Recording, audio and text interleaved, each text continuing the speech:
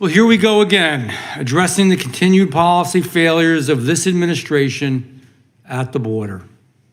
And as our border descends further into chaos, I can't help but worry that this nation is becoming increasingly comfortable with accepting weakness, not accepting the rule of law, and accepting it all as our new normal. An acceptance of weakness that led to the highest number of border encounters in a single day ever. And by the way, there was a comment from somebody from the other side, and they said that, Republicans enjoy this because they can use it as political fodder. Let's be clear. The Democrats were in control for 2 years. They had the presidency, they had the Senate, they had the House of Representatives. They could have done anything. They could have made this better. They could have straightened it out. It wasn't a split. But they didn't. That's the reality. So let's talk about what's really true, and that's not just political talk that doesn't make sense.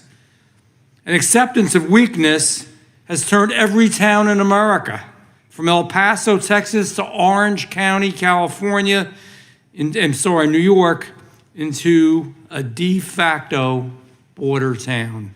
An acceptance of weakness that has turned public parks, police stations, and school gymnasiums into makeshift shelters. Tell me that's good for America. Anybody sitting out there right now, you tell me that that's good for our America.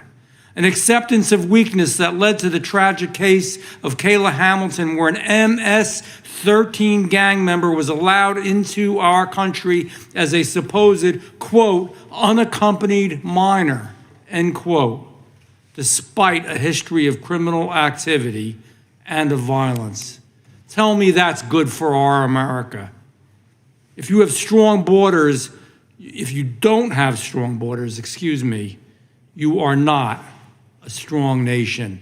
Every country in the world basically has strong borders. Third world countries have stronger borders than we do right now.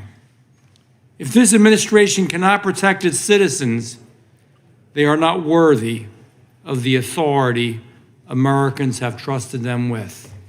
And personally, I do not think that Secretary Mayorkas is worthy, and I do not think our president is. If you continue to accept the weakness we are witnessing, you are surrendering the very foundations of our democracy, the disregard for our laws. We're not a nation of the rule of law anymore. Think about the premise in which we argue, discuss, and debate this. It's against the law to illegally enter the country. It's against the law. You've broken the law. I don't understand why the law doesn't matter anymore.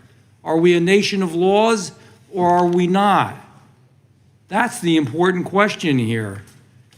It's gotten so out of hand that our Secretary Mayorkas is celebrating 6,300 illegal encounters as a good day. That's a good day. Think about that. President Obama's Homeland Security Secretary once claimed that 1,000 encounters a day would be a crisis. But now 6,300 is a good day. Today it's a triumph. This is the acceptance of weakness consuming our nation, and it threatens the safety and well-being of each and every American, and we should not tolerate it, and we should change it. You can be a humane and good country, but still believe in the rule of law. And I wonder how Kayla's family feels about it all.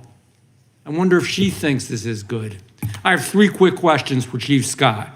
With the number of crossings our country is experiencing, can Border Patrol properly debrief and access the information and intentions of every migrant trying to come across our border? Yes or no? No.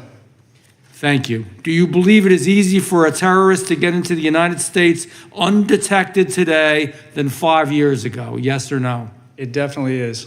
Thank you.